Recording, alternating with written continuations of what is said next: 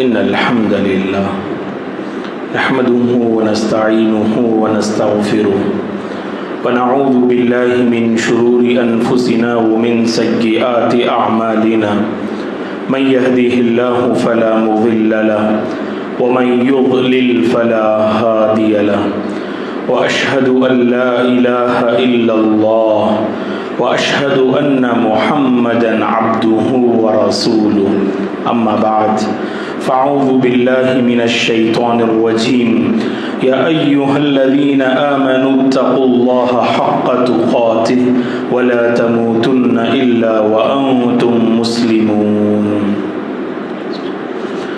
يا أيها الناس اتقوا ربكم الذي خلقكم من نفس واحدة وخلق منها زوجها وبث منهما رجالا كثيرا ونساء واتقوا الله الذي تساءلون به والأرحام إن الله كان عليكم رقيبا يا أيها الذين آمنوا اتقوا الله وقولوا قولا سديدا يصلح لكم أعمالكم ويغفر لكم ذنوبكم ومن يطع الله ورسوله فقد فاز فوزا عظيما فإن خير الحديث كتاب الله وخير الهدي هدي محمد صلى الله عليه وسلم وشر الأمور محدثاتها وكل محدثة بدعة وكل بدعة ضلالة وكل ضلالة في النار فأعوذ بالله من الشيطان الرجيم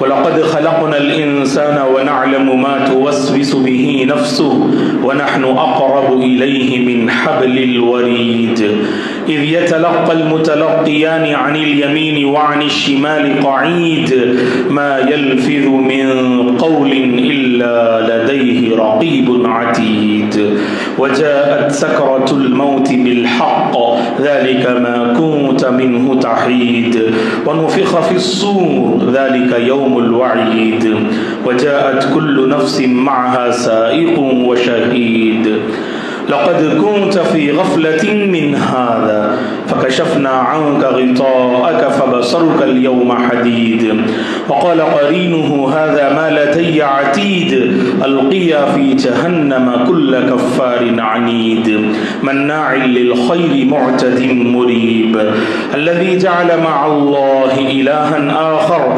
فألقياه في العذاب الشديد قال قرينه ربنا ما أطغيته ولكن كان في ضلال بعيد قال لا تختصموا لدي وقد قدمت إليكم بالوعيد ما يبدل القول لدي وما أنا بظلام للعبيد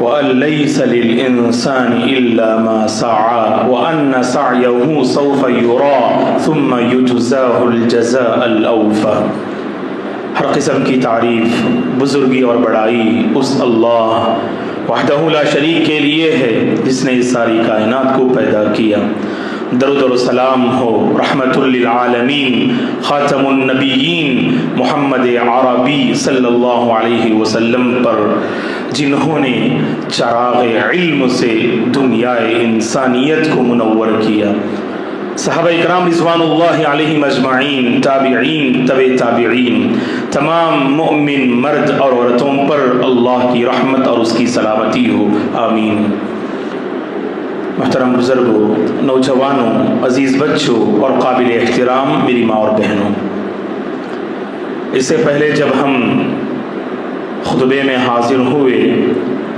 تو اس وقت کامیاب زندگی کا راز اس موضوع پر چند باتیں علم کے حوالے سے ہم نے آپ کی خدمت میں رکھی کامیاب زندگی کا راز علم ہے اس معاملے کو ہم نے اس سے پہلے خطبے میں واضح کیا آج کے اس خطبے میں باذن اللہ اس علم کو حاصل کرنے کی دو بنیادی اور اہم شرطیں ہیں دو اہم کنڈیشنز ہیں وہ انہیں آج کے اس خطبے میں ہم بیان کریں گے محترم حضرات و خواتین علم کی اہمیت ہر قوم اور ہر فرد باشعور انسان کے نزدیک مسلم ہے. ہر باشعور انسان اس بات کو تسلیم کرتا ہے کامیاب زندگی کا حقیقی راز علم ہے.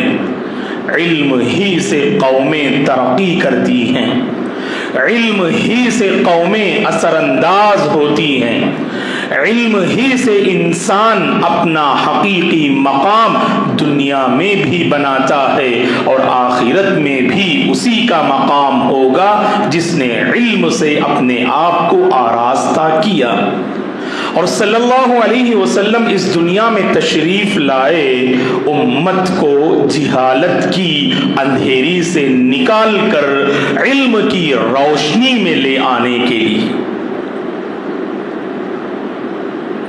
صلی اللہ علیہ وسلم کا یہ بنیادی مشن رہا ہے.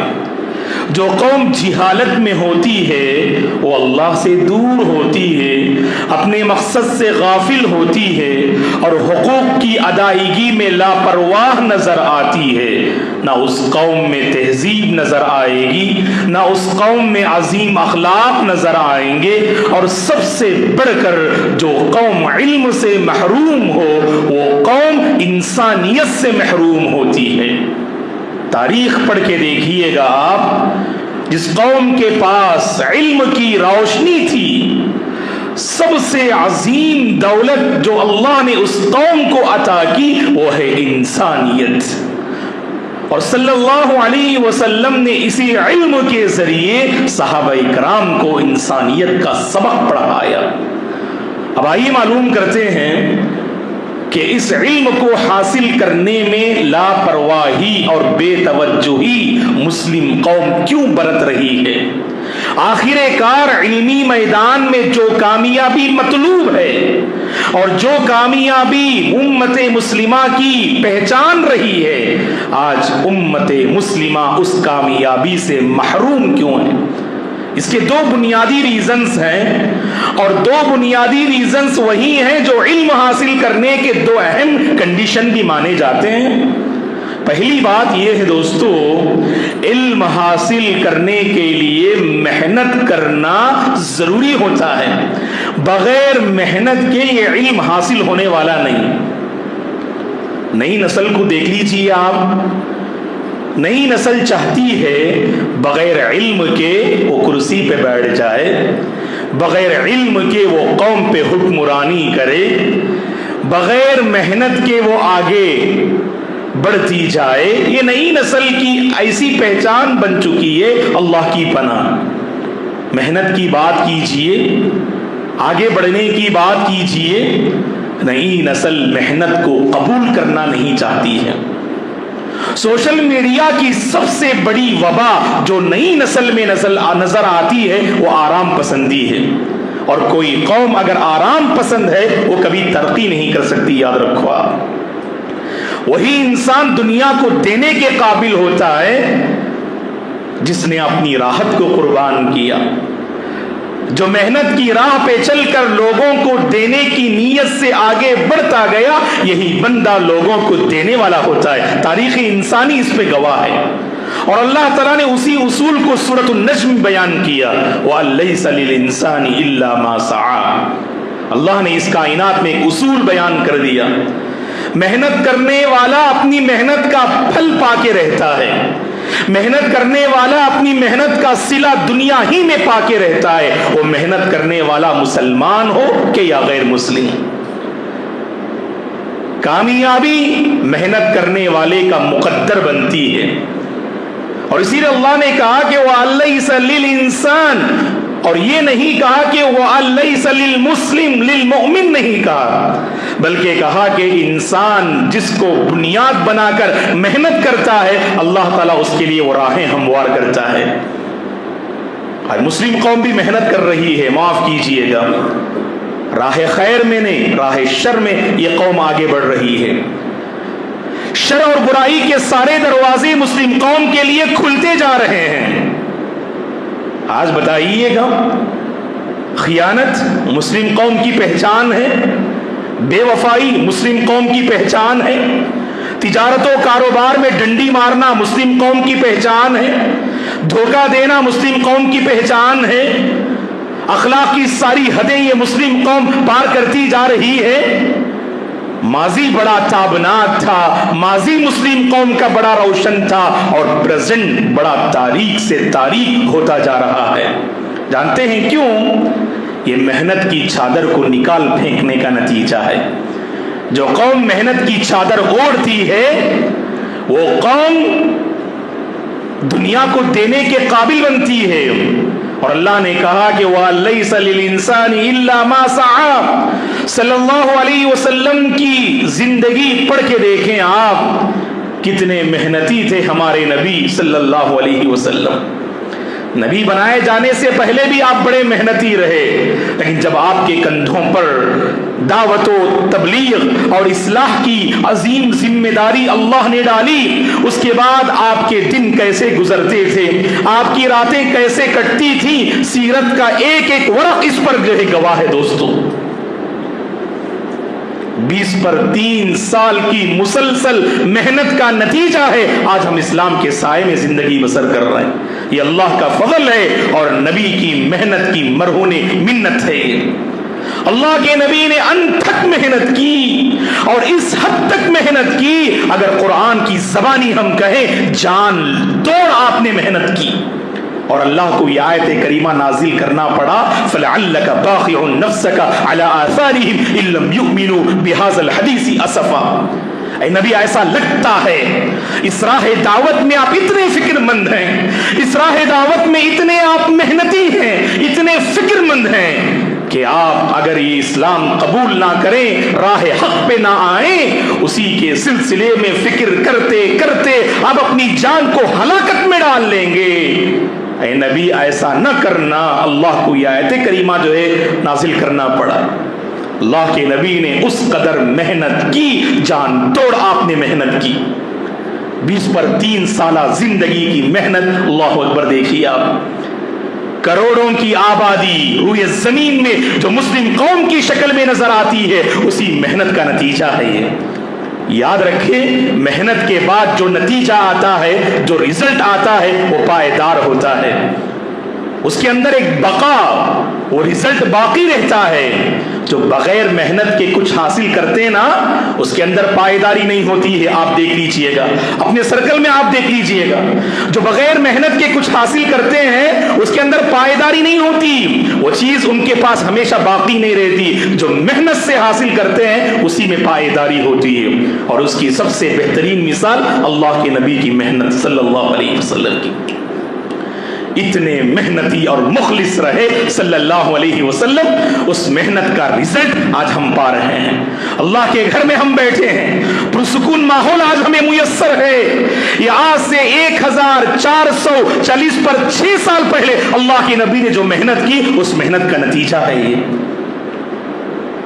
صلی اللہ علیہ وسلم کی زندگی کا ایک ایک ورق ہمیں یہی پیغام دیتا ہے۔ سستی نہ کریں، کاہلی نہ کریں، سستی کی چادر کو نہ اوڑھیں، آرام پسندی یہ میرے اور آپ کی پہچان نہیں۔ آگے بڑھتے جائیں، ترقی کرتے جائیں، محنت کرتے جائیں، مستقبل آپ کا ہے، اور قوم و ملت آپ کے جو ہے قدموں پر آ گرے گی۔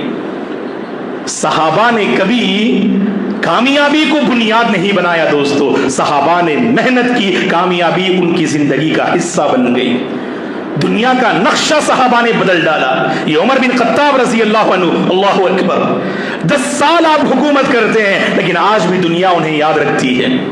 10 سالہ زندگی میں آپ نے جو محنت کی نا، کہ بعض غیر مسلموں کو یہ کہنا پڑا اگر آج بھی خلافت عمر لوٹ آئے تو پوری دنیا مسلمان ہو جائے گی۔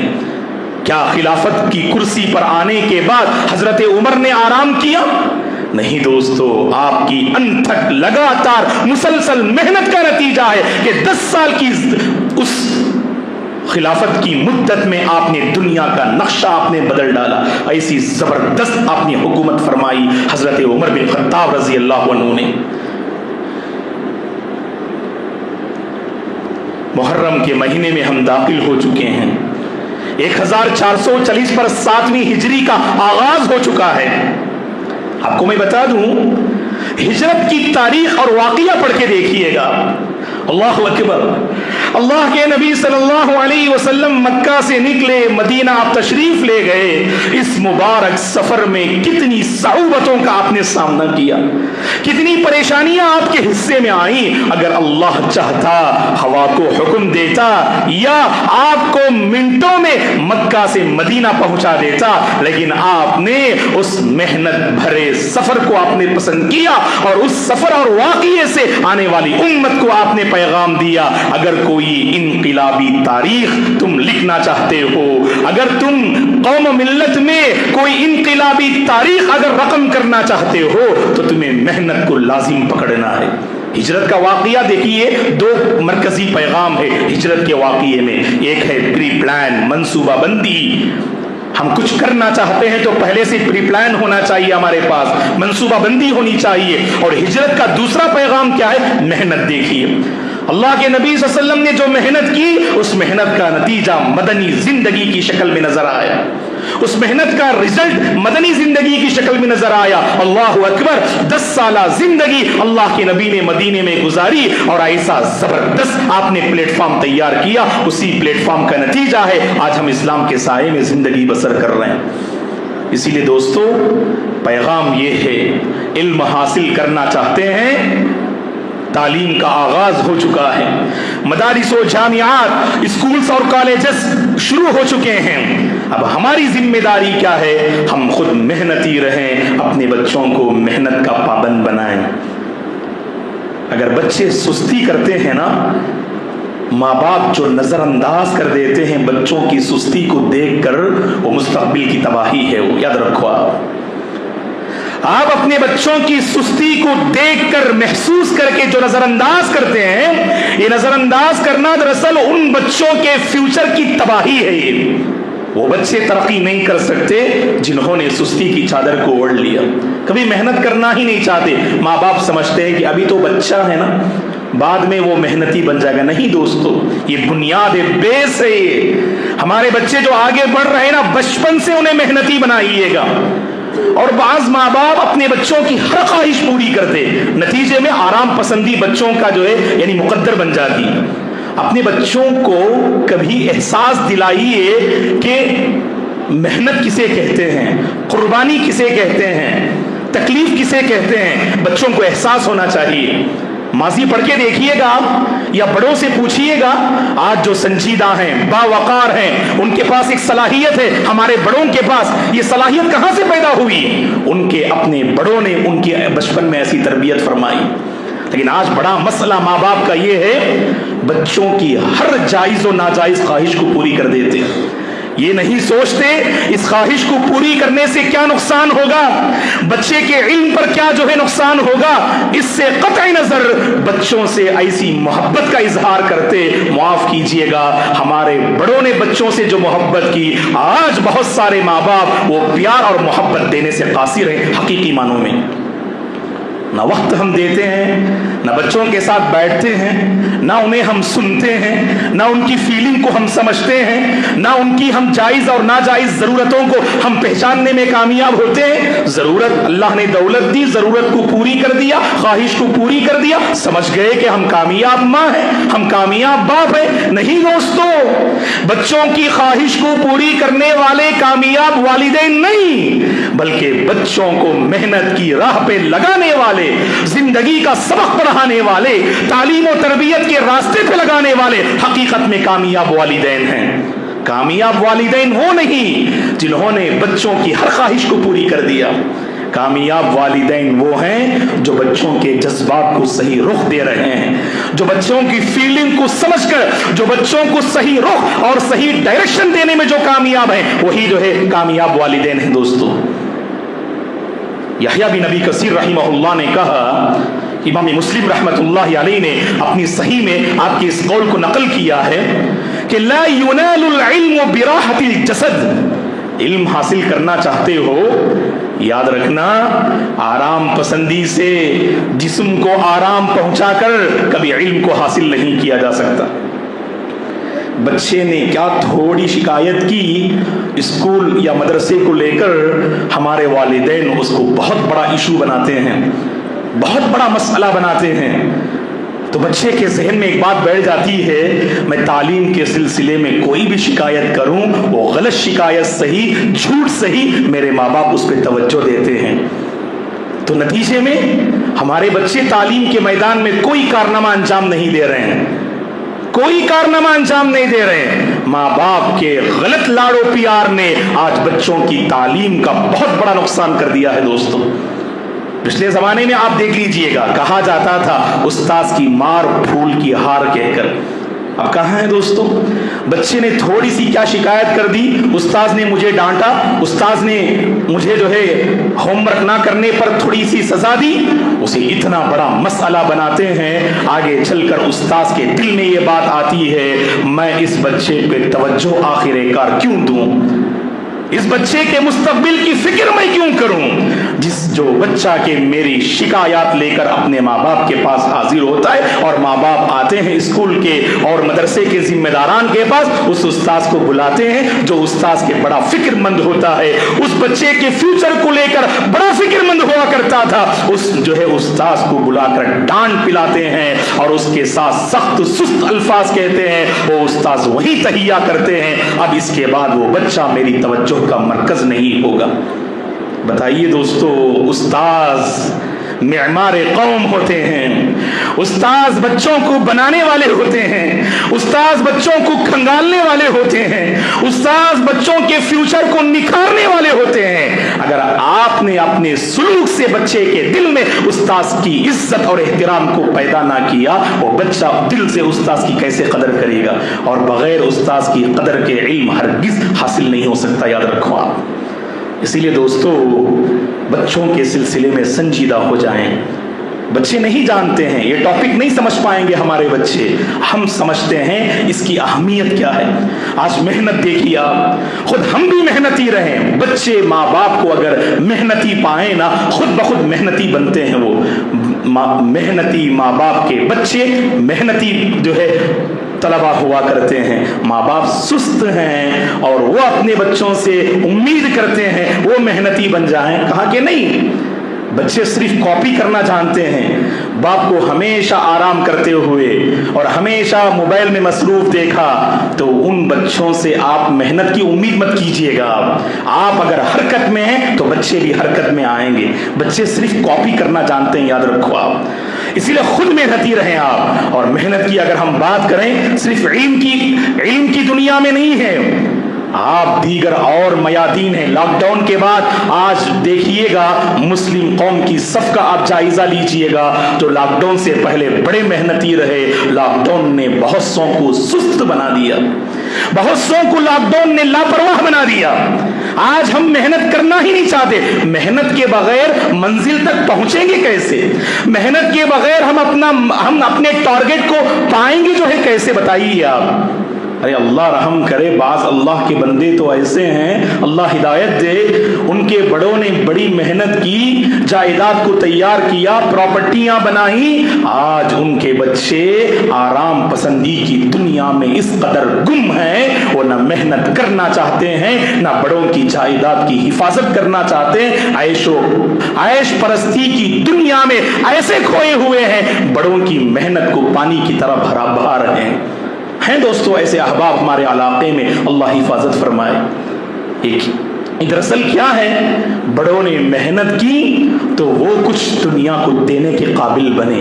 آج نئی نسل جو سستی کی چادر کو اس نے جو اوڑھ لیا ہے، یاد رکھیں یہ چادر، آج سستی کی چادر نئی نسل کو تباہ و برباد کر رہی ہے۔ سبق پھر پڑھ، صداقت کا، عدالت کا، شجاعت کا، لیا جائے گا تجھ سے کام دنیا کی امامت کا۔ بچوں کو تیار کرنا یہ میرے اور آپ کی ذمہ داری ہے، اساتذہ، معلمین اور معلمات کی ذمہ داری ہے، والدین اور سرپرست کی ذمہ داری ہے۔ اپنے بچوں پہ خصوصی توجہ دیں، محنت کا پابند بنائیں، اور اگر ہمارے یہ بچے اگر حقیقی معنوں میں محنتی بن جائیں نا، مستقبل ان کے ہاتھوں میں ہے۔ یہ جب بڑے ہوں گے، مسجد کے ذمہ دار بنیں گے، مدرسے اور اسکول کے ذمہ دار بنیں گے، ہماری قوم و ملت کے ذمہ دار بنیں گے، کرسی کے محافظ بنیں گے، لوگوں کو فائدہ پہنچائیں گے، اپنے علم سے دوسروں کو خوب نوازیں گے۔ اسی لیے دوستو اپنے بچوں کو محنت کا پابند بنائیے. اور دوسری اہم شرط کیا ہے علم حاصل کرنے کے لیے؟ قربانی دینا.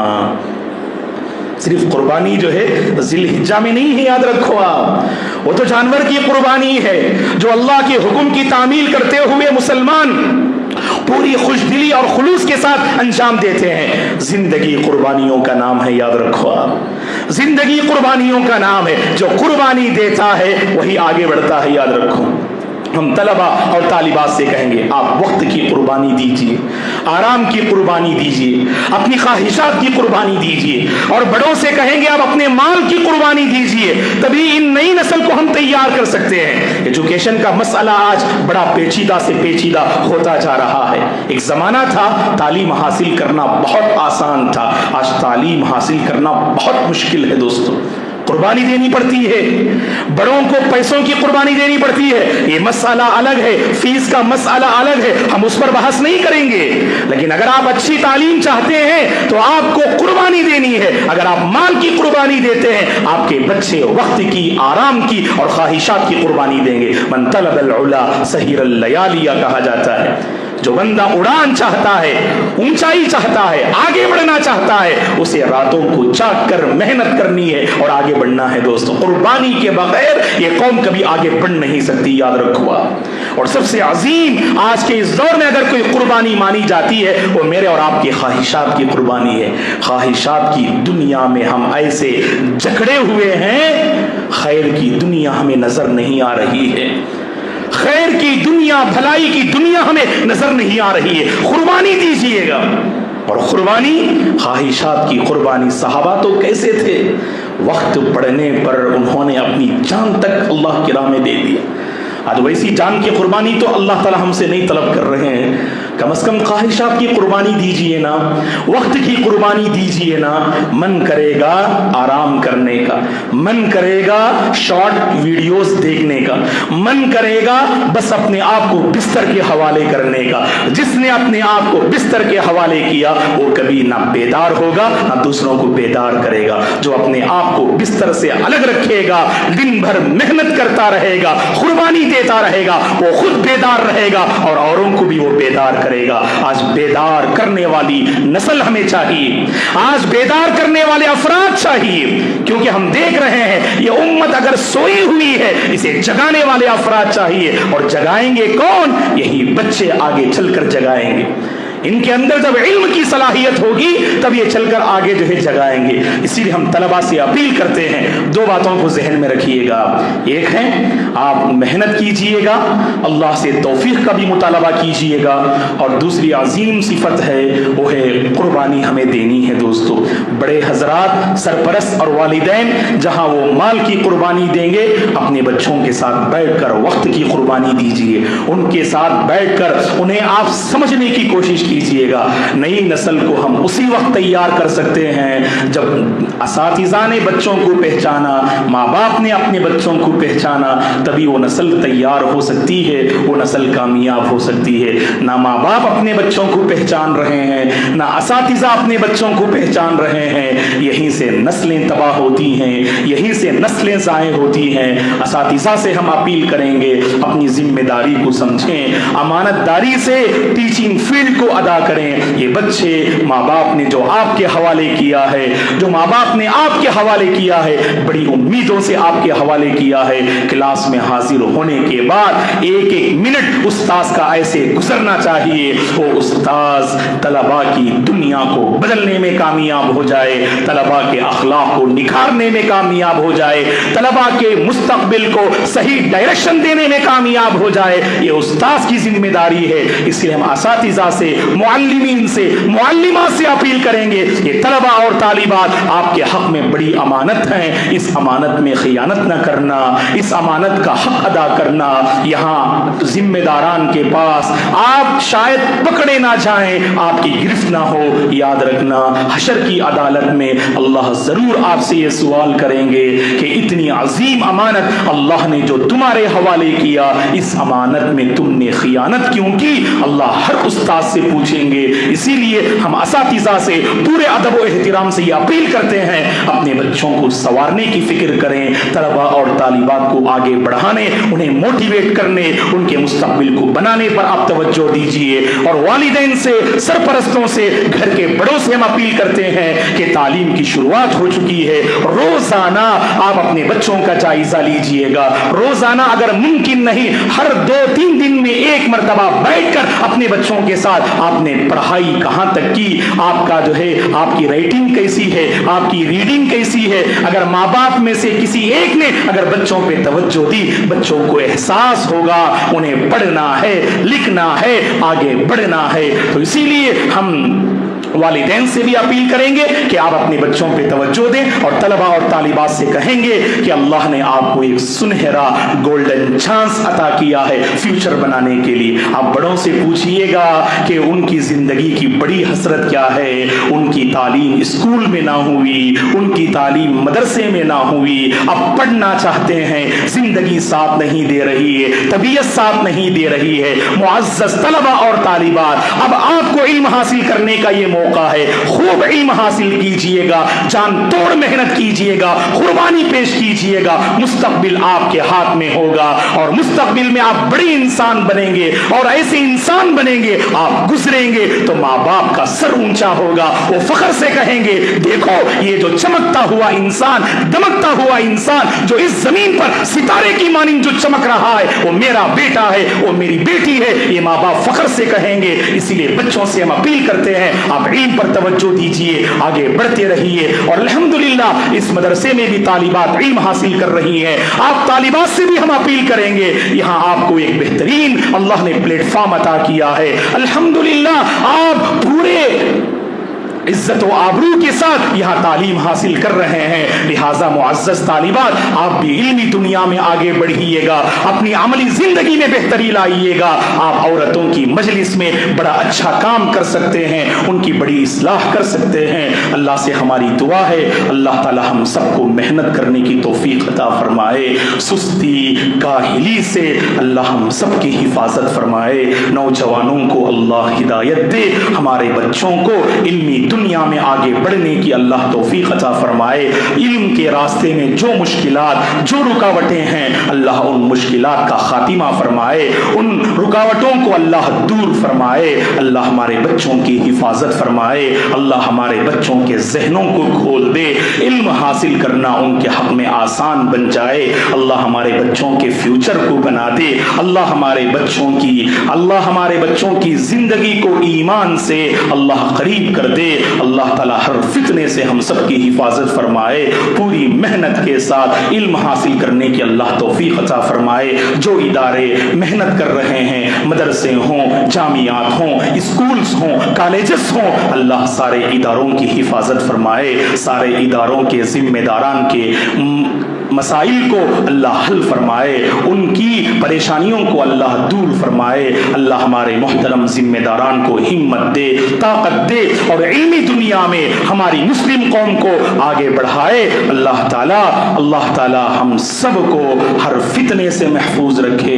برکتوں والی زندگی اللہ ہمیں نصیب فرمائے. ہم میں سے جو جس فیلڈ میں پریشان ہیں, اللہ سب کی پریشانی کو دور فرمائے. اللہ سب کے مسئلے کو حل فرمائے, آسان فرمائے. جو صحت کو لے کر, طبیعت کو لے کر پریشان ہیں, اللہ صحت کے فیصلے فرمائے, عافیت کے فیصلے فرمائے. جو کاروبار میں پریشان ہیں, اللہ مالی زندگی میں برکتیں نازل فرمائے. اللہ ہمارے گھروں سے مصیبتوں کا خاتمہ فرمائے. اللہ ہمارے گھروں میں برکتوں کے دروازے کھول دے. جو بے اولاد ہیں, اللہ انہیں نیک اولاد سے مالا مال فرمائے. جنہیں اللہ نے اولاد سے نوازا ہے, بچوں کی قدر کرنے کی اللہ توفیق عطا فرمائے. اللہ ہم سب کو ایمان والی, امن والی, سکون والی, برکتوں والی زندگی اللہ ہم سب کو نصیب فرمائے.